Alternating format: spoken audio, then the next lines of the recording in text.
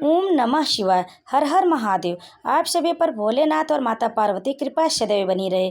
तो दोस्तों, आज हम आपको सुनाने जा रहे हैं शिव महापुराण का अध्याय 39, जिसे आप ध्यान पूर्वक पूरा सुने। अगले अध्याय में आपने सुना किस प्रकार दक्ष प्रजापति ने भगवान शंकर और माता पार्वती के लिए अपने महल को कितने अच्छे से सजाया था। उसके आगे की कथा सुने। नारद जी बोले, विष्णु शिष्य महाप्राज्ञतात विधाता, आपको नमस्कार है।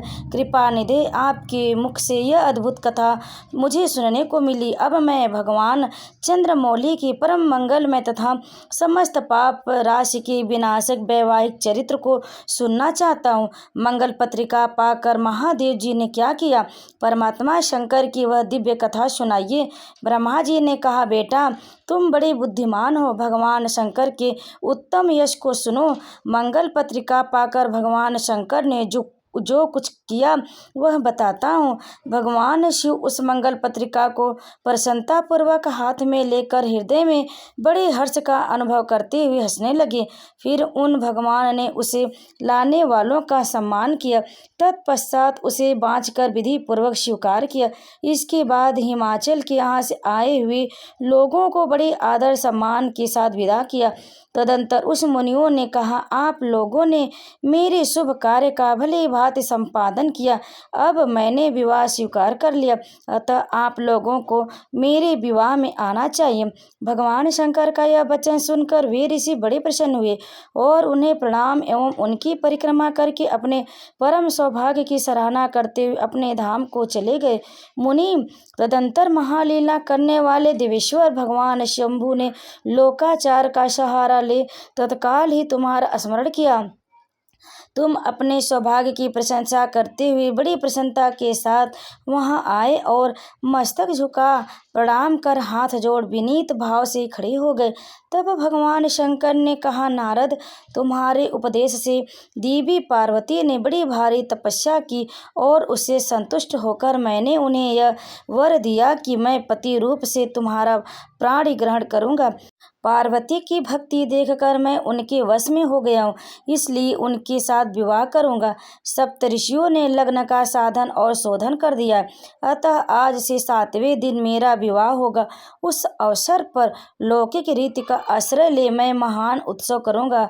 मुनि, तुम विष्णु आदि सब देवताओं, मुनियों और सिद्धों को तथा अन्य लोगों को भी मेरी ओर से निमंत्रित करो। सब लोग मेरे शासन की गुरुता को समझकर प्रसन्नता और उत्साह के साथ सब प्रकार के सज धज कर स्त्री पुरुषों के साथ लिए यहाँ आए।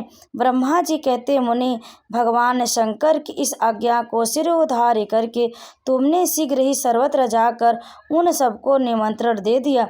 तत्पश्चात शंभु के पास आकर उनकी आज्ञा अनुसार तुम वहीं ठहर गए। भगवान शिव भी उन सब देवताओं के आगमन की उत्कंठा पूर्वक प्रतीक्षा करते हुए अपने गढ़ों के साथ वहीं रहे। उनके सभी गढ़ संपूर्ण दिशाओं में नाचते हुए वहां बड़ा भारी उत्सव मना रहे थे। वे इसी बीच में भगवान विष्णु सुंदर धारण अपने पत्नी और दल बल के साथ शीघ्र ही कैलाश पर्वत पर पहुँचे और भक्ति भाव से भगवान शिव को प्रणाम करके उनकी आज्ञा पाकर प्रसन्नता पूर्वक उत्तम स्थान में ठहर गए। इसी प्रकार मैं अपने गणों के साथ स्वतंत्रता पूर्वक शीघ्र ही कैलाश गया और भगवान शंभु को प्रणाम करके अपने सेवकों सहित सानंद वहाँ ठहरा। तदंतर इंद्र आदि लोकपाल और उनकी स्त्रियां आवश्यक सामान के साथ खूब सज धज कर वहां आईं। वे सब के सब उत्सव मना रहे थे। तत्पश्चात मुनि, नाग, सिद्ध, देव, उपता एवं अन्य लोग भी निमंत्रित हो उत्सव मनाते हुए वहां आए। उस समय महेश्वर ने वहां आए हुए सब देवता आदि का पृथक पृथक सहस्र स्वागत सत्कार किया। फिर तो कैलाश पर्वत पर बड़ा अद्भुत और महान उत्सव होने लगा। दिवंगनाओं ने उस अवसर पर यथा योग्य नृत्य किया।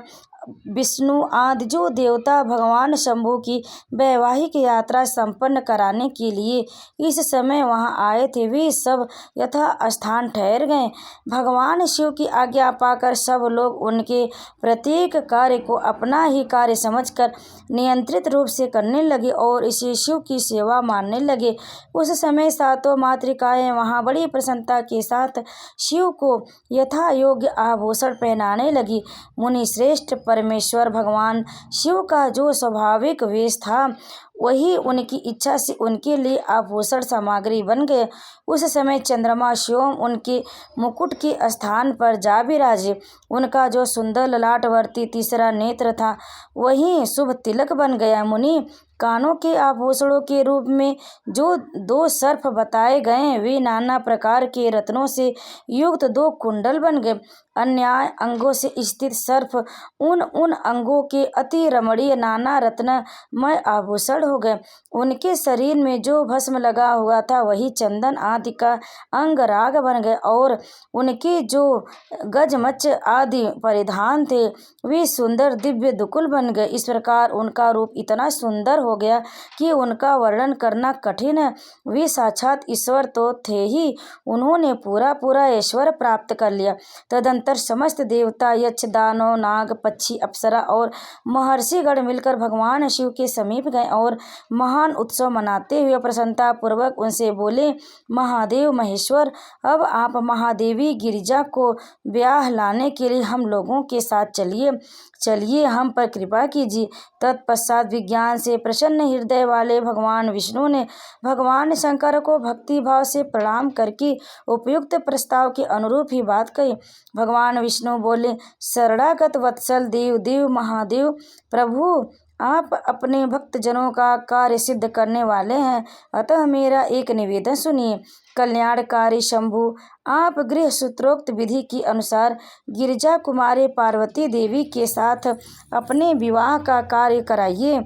हरि, आपके द्वारा विवाह की विधि का संपादन होने पर वह लोक में सर्वत्र विख्यात हो जाएंगे। अतः नाथ, आप कुल धर्म के अनुसार प्रेम पूर्वक मंड स्थापन और नांदी मुख श्राद्ध कराइए तथा लोक में अपने यश का विस्तार कीजिए। ब्रह्मा जी कहते, नारद, भगवान विष्णु के ऐसा कहने पर लोकाचार परायण परमेश्वर शंभु ने विधि पूर्वक सब कार्य किया। उन्होंने सारा अभ्युदिक कार्य कराने के लिए मुझको ही अधिकार दे दिया। अतः वहाँ मुनियों के साथ ले मैंने आदर और प्रसन्नता के साथ वह सब कार्य संपन्न किया। महामुनि उस समय कश्यप, अत्रि, वशिष्ठ, गौतम, भागुरी, गुरु, कंड, बृहस्पति, शक्ति, दमनिग्न, पराशर, मार्कंडेय, शीलापाक, अरुणपाल, अकृतश्रम, अगस्त्य, च्यवन, गर्ग, शिलाद, दधीचि, उपमन्यु, भरद्वाज, अकृतवड, पिप्लाद, कुशिक, कौत्स तथा शिष्यों सहित व्यास ये और दूसरे बहुत से ऋषि जो भगवान शिव के समीप आए थे, मेरी प्रेरणा से विधि पूर्वक वहाँ अविधिक कर्म करने लगे। वे सब के सब वेदों में पारंगत विद्वान थे, अतः वेदोक्त विधि से वैवाहिक मंगलाचार करके यजुर्वेद, ऋग्वेद और सामवेद की विविध उत्तम सूक्तों द्वारा महेश्वर की रक्षा करने लगे। उन सब ऋषियों ने बड़ी प्रसन्नता के साथ बहुत से मंगल कार्य कराए।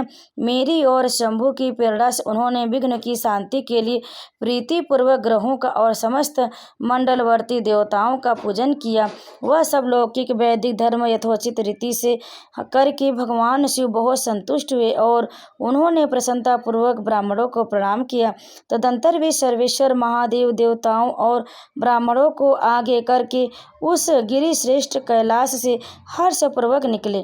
कैलाश से बाहर जाकर देवताओं और ब्राह्मणों के साथ भगवान शंभु जो नाना प्रकार की लीलाएं करने लगे, सानंद खड़े हो गए और उस समय वहाँ महेश्वर के संतोष के लिए देवता आदि ने मिलकर बहुत बड़ा उत्सव मनाया।